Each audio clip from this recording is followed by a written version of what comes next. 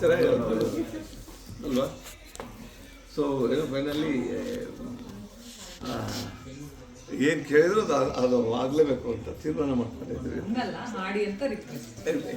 ನೋಡ್ಬೋರಿ ತಲೆ ಕೆಡಿಸ್ಕೊಂಡು ಬಂದಿರೋದು ಹಾಳಕ್ಕ ಮಾಡಿ ಕೇಳಿಲ್ಲ ಅಂದ್ರೆ ಚೆನ್ನಾಗಿ ಆಡ್ರು, ನಿನ್ನೆ ನೀವು ಬರಲಿಲ್ಲ.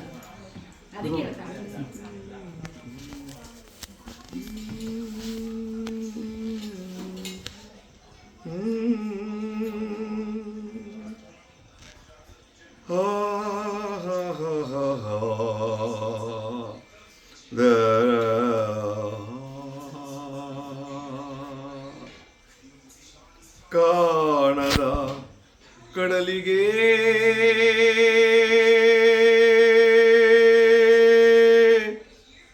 ಹಂಬಲಿಸಿದೆ ಮನ,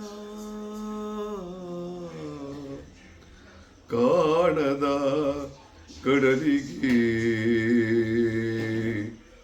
ಹಂಬಲಿಸಿದೆ ಮನ ಮನ ಮನ. ಕಾಣದ ಕಡಲಿಗೆ ಹಂಬಲಿಸಿದೆ ಮನ, ಕಾಣದ ಕಡಲಿಗೆ ಹಂಬಲಿಸಿದೆ ಮನ. ಕಾಣಬಲ್ಲೆನೆ ಒಂದು ದಿನ ಕಡಲನ್ನು ಕೂಡಬಲ್ಲೆನೆ ಒಂದು ದಿನ, ಕಾಣಬಲ್ಲೆನೆ ಒಂದು ದಿನ ಕಡಲನ್ನು ಕೂಡಬಲ್ಲೆನೆ ಒಂದು ದಿನ. ಕಾಣದ ಕಡಲಿಗೆ ಹಂಬಲಿಸಿದೆ ಮನ, ಕಾಣದ ಕಡಲಿನ ಮೊರೆತದ ಜೋಗುಳ ಒಳಗಿವಿಕಿಂದು ಕೇಳುತ್ತಿದ್ದೆ. ನನ್ನ ಕಲ್ಪನೆಯು ತನ್ನ ಕಡಲನೆ ಚಿತ್ರಿಸಿ ಚಿಂತಿಸಿ ಸುಯ್ಯುತ್ತಿದ್ದೆ. ಎಲ್ಲಿರುವುದೋ ಅದು, ಎಂತಿರುವುದೋ ಅದು, ನೋಡಬಲ್ಲೆನೆ ಒಂದು ದಿನ ಅದರಲ್ಲೂ ಕೂಡಬಲ್ಲೆನೆ ಒಂದು ದಿನ. ಕಾಣದ ಕಡಲಿಗೆ ಹಂಬಲಿಸಿದೆ ಮನ. ಸಾವಿರ ಹೊಳ್ಳೆಗಳು ತುಂಬಿ ಹರಿದರು ಒಂದೇ ಸಮನಾಗಿರುವುದಂತೆ. ಸುನೀಲ ವಿಸ್ತಾರ ತಾರಂಗ ಶೋಭಿತ ಗಂಭೀರಾಂಬುಧಿ ತಾನಂತೆ. ಮುನ್ನೀರಂತೆ ಅಪಾರವಂತೆ, ನೋಡಬಲ್ಲೆನೆ ಒಂದು ದಿನ ಅದರುಳು ಕರಗಲಾರೆನೆ ಒಂದು ದಿನ. ನೋಡಬಲ್ಲೆನೆ ಒಂದು ದಿನ ಕಡಲುಳು ಕರಗಲಾರೆನೆ ಒಂದು ದಿನ. ಕಾಣದ ಕಡಲಿಗೆ ಹಂಬಲಿಸಿದೆ ಮನ, ಜಟಿಲ ಕಾನನದ ಕುಟಿಲ ಪಥಗಳಲ್ಲಿ ಹರಿವ ತೊರೆಯು ನಾನು. ಎಂದಿಗಾದರೂ ಎಂದಿಗಾದರೂ ಎಂದಿಗಾದರೂ ಕಾಣದ ಕಡಲನ್ನು ಸೇರಬಲ್ಲೆನೇನು. ಜಟಿಲ ಕಾನನದ ಕುಟಿಲ ಪಥಗಳಲ್ಲಿ ಹರಿವ ತೊರೆಯು ನಾನು. ಎಂದಿಗಾದರೂ ಕಾಣದ ಕಡಲನ್ನು ಸೇರಬಲ್ಲೆನೇನು. ಸೇರಬಹುದೆ ನಾನು ಕಡಲ ನೀರಿನೊಳು, ಕರಗಬಹುದೆ ನಾನು, ಕರಗಬಹುದೆ ನಾನು, ಕರಗಬಹುದೆ ನಾನು.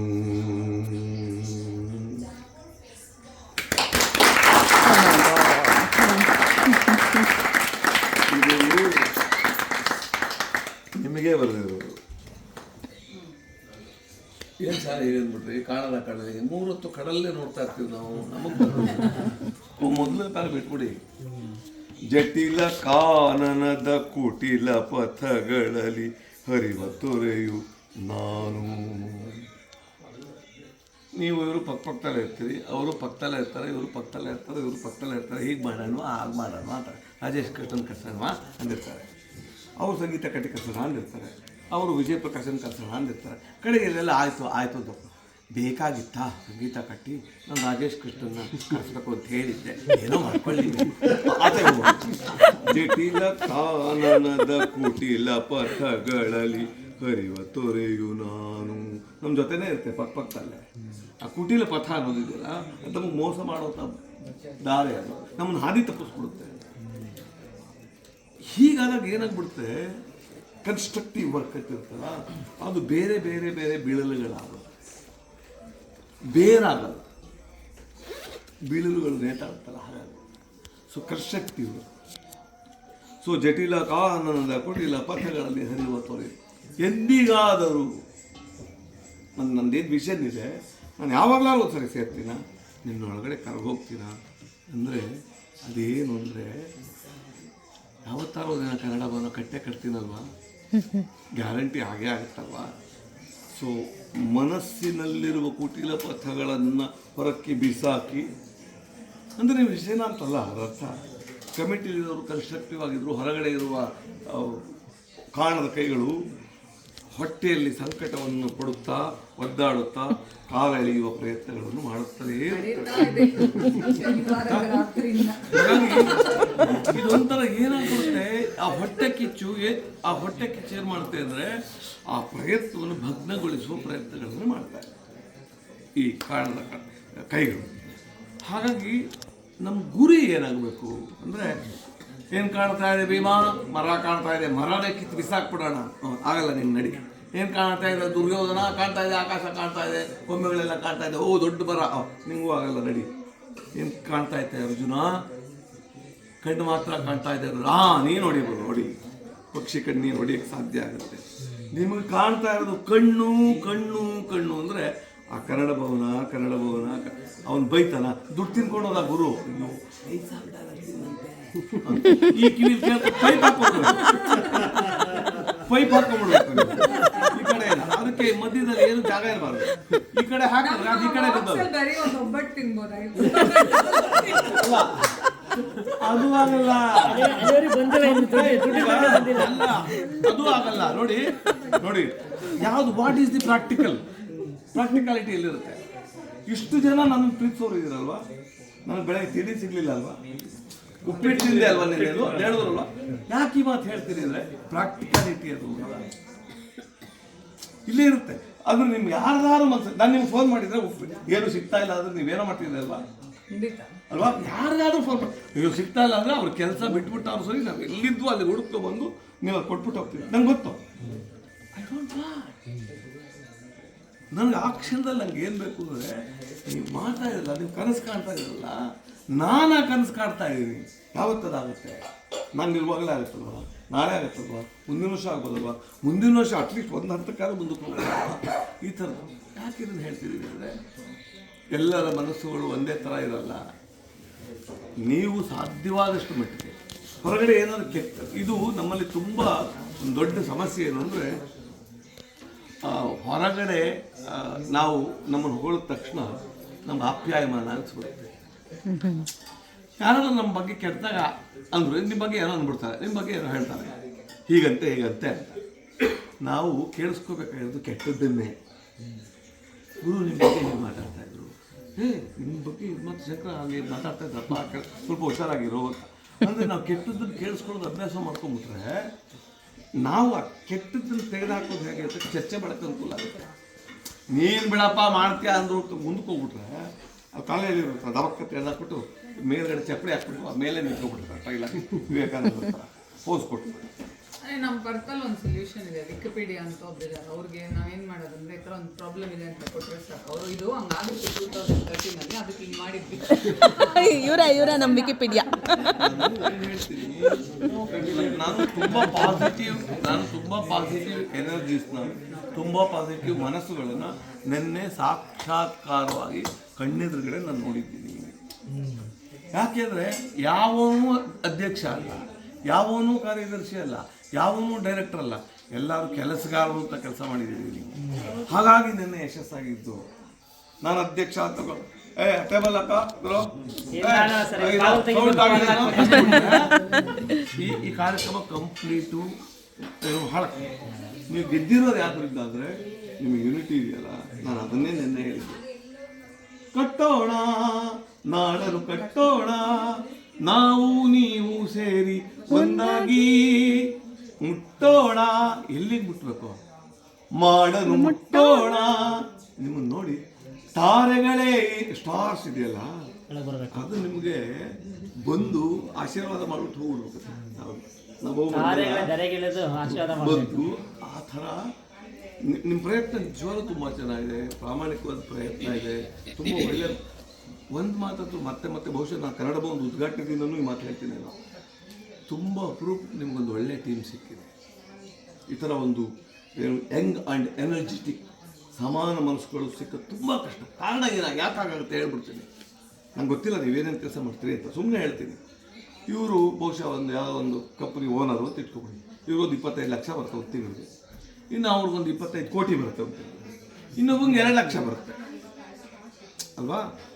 ಈ ತಾರತಮ್ಯಗಳು ಬೇರೆ ಬೇರೆ ಸಂಘಗಳಲ್ಲಿ ನಾನು ನೋಡಿದಾಗ ಏನಾಗ್ಬಿಟ್ಟಿರುತ್ತೆ, ಅವ್ರ ಕಡೆಯವ್ರಿಗೆ ಅವ್ರಿಗೆ ವಾಲ್ಕೊಳಕ್ಕೆ ಶುರು ಆಗ್ಬಿಟ್ಟು.